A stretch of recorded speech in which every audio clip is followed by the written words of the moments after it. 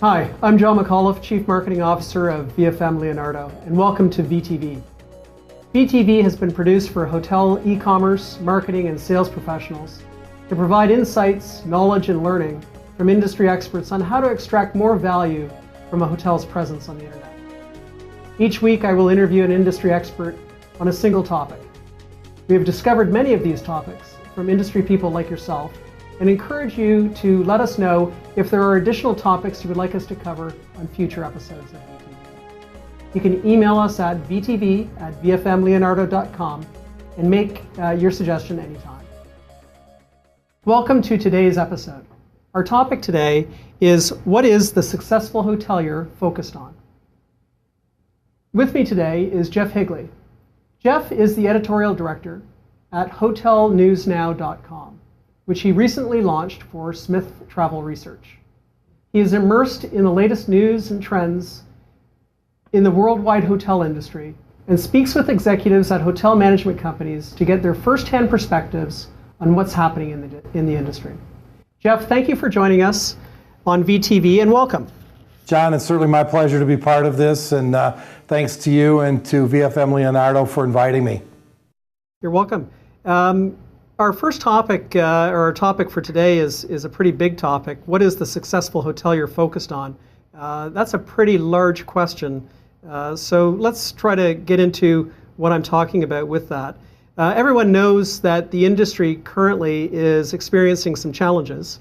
Occupancy rates are down, ADRs are under pressure, and the way people shop for travel online has dramatically changed over the past 10 years. What are the top 5 things on the minds of hoteliers these days? And what are the successful hoteliers focused on? Well, John, it's kind of good news and bad news with this kind of environment. Certainly the bad news is obviously it's a challenge for hotels revenue-wise and occupancy-wise. But on the operational side, when you're talking about what you're worried about, you can really pinpoint things to what you're worried about because it's such a finite thing. When you ask for the top 5, I think there's one major thing that everyone's worried about, and that is, how am I going to get to tomorrow? How am I going to make the bills? How am I going to pay the bills tomorrow? How am I going to make sure that the employees that I do have left are going to have jobs tomorrow? And how am I going to have a job tomorrow? So the all-encompassing umbrella issue is just that. Where are we going, and how am I going to get there in an environment that's very tough and very difficult for me to get there?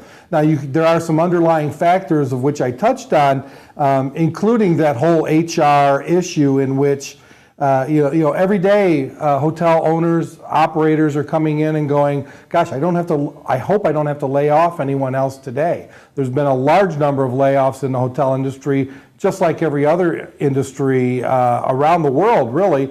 And the biggest thing that hotel operators have to keep in mind is you've got to have the personnel to make sure that the guest experience is what the guest is supposed to experience, because that's what they're buying, whether it's a good time or bad time. So one of the key elements that they're worried about is HR issues, including layoffs. Another one is, how do I drive revenue?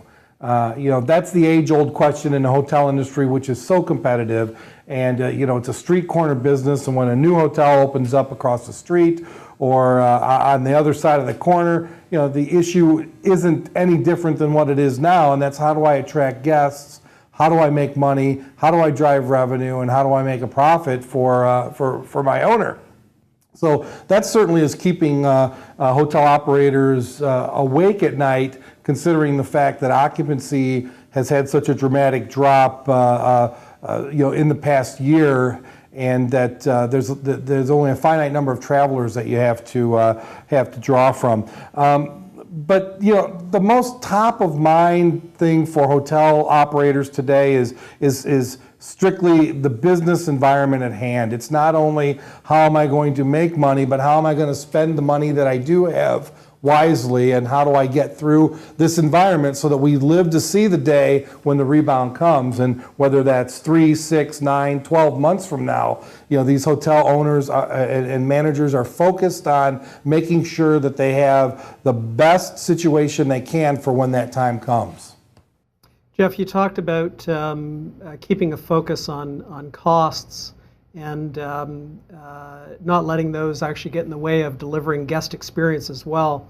And what I take from that is that hoteliers must really be focused on where they're spending their money, and are they spending their money prudently and in the right places. So how does a hotelier ensure that they are spending their money wisely?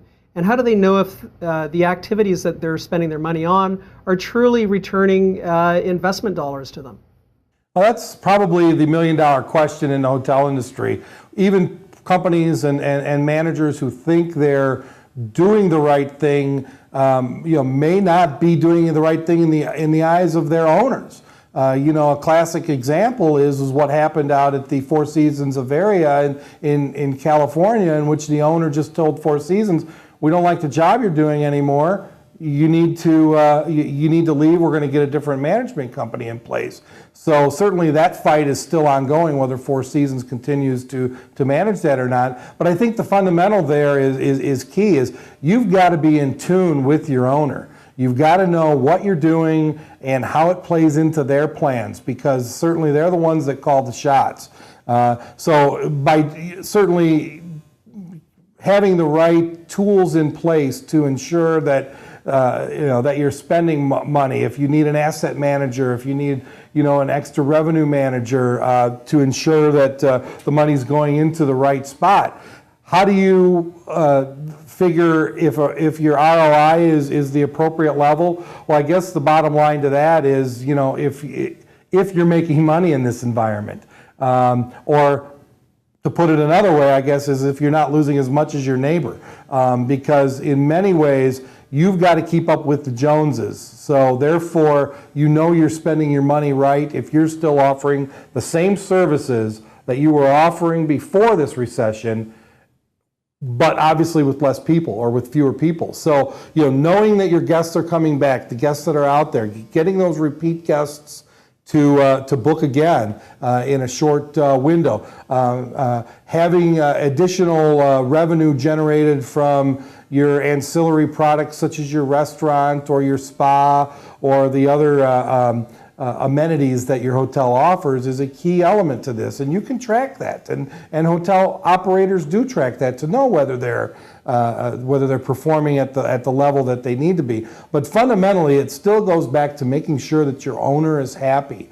And even the hotel owners, operators, have to wear two hats every day and go, okay, is the operator in me making sure that the owner in me is happy and pleased with the job that I'm doing to make sure that I'm maximizing revenue.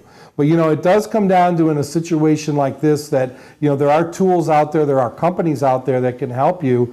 And while I'm not going to recommend any, I sincerely suggest that every hotel owner should look at the third-party asset managers and third-party revenue managers and consultants out there to make sure that you're maximizing your dollar now for expenses, because that money is well spent as we go into this recession. And again, if it lasts 6 months or 12 months, the bottom line is you need to be buttoned up now for when the upturn comes. You need to be prepared. So make sure you're documenting, make sure you get the proper help, and make sure you're certainly attracting the guests that you've spent so much money on attracting in the past and that you will continue to attract in the future. Make sure they're taken care of. That's really, a happy guest will tell you that you're doing the right job as far as maximizing your revenue. Jeff, there's a lot of talk out there about price and the pressure on reducing pricing for hotel accommodation. What are you seeing that successful hoteliers are doing, and what counsel do you have for anyone that is looking at adjusting their pricing? Well, first and foremost, Smith Travel Research has always had the stance that hotels should hold their rate for as long as they can before discounting. Following the 2001-2002 economic downturn, it took 6 full years, adjusted for inflation, to get back the ADR that the industry lost during that 2-year span. So we didn't get back until 2001 levels until 2007. What we had going for us during that recovery, as opposed to what we clearly are going to have following this recovery, is the lack of inflation during that recovery. All the pundits suggest that inflation is going to be dramatically more robust in this recovery than last recovery, so that time frame could be extended. So the bottom line is, first and foremost, before you decide to discount, make sure you're prepared for that for the long run, because it's a difficult thing to obtain back from their guests once you reset their expectations for a price. Now, with that said, if you decide that discounting is the way to go, certainly packaging, value-added packaging is a primary way to be able to maintain the rate as much as possible while still attracting guests, and that means allowing the guests to have free parking, giving them complimentary breakfast, perhaps a free 50-minute session at your spa. Something that adds value to your package while trying to keep your rate integrity as high as you can is a very important element in this day and age, because travelers, whether they're corporate travelers or leisure travelers, are looking for that value, what they can save, especially corporate travelers, what they can go back to their boss and say, you know what, we did business here and I ended up saving 20% over previous years because of my because I was able to get this value add package. And don't be afraid to engage your guests. You know, if you see if your conversion rate on your phone reservations isn't high, or you see a lot of people just kind of looking instead of booking on your website, you need to engage those potential guests and ask why they're not booking with you, and perhaps adapt your price structure to reflect the things that they say you're missing. So communication with your guests is extremely important when you're trying to establish that threshold in rate while trying to maximize it and make money. Certainly, from a marketer's point of view, we typically like to focus on value, and value being a calculation of price plus expected experience. So I think what I'm hearing you say is that instead of reducing the price, increase the value by keeping the price the same and increasing the expected experience one would have at your hotel. How would you go about actually conveying to travel shoppers an expected experience that increases the value of the stay? From a shopper's perspective, obviously with the advent of the internet, the adage of shop till you drop takes on a whole different meaning, because you could shop for 3 days until you drop just by looking around the internet. One of the beauties of the last recession or the last downturn was that what came out of it was that hotel companies decided that they were going to take control of their inventory back. They were going to take control of the rate structures back from third-party internet providers. So they're providing the lowest rate guarantees on virtually all corporate sites. So as far as shoppers go, you need to make sure you do your homework. Look around, compare shopping, and don't be afraid to ask. You know, what we were talking about previously in terms of the hotel operator not being afraid to ask the guest what they want.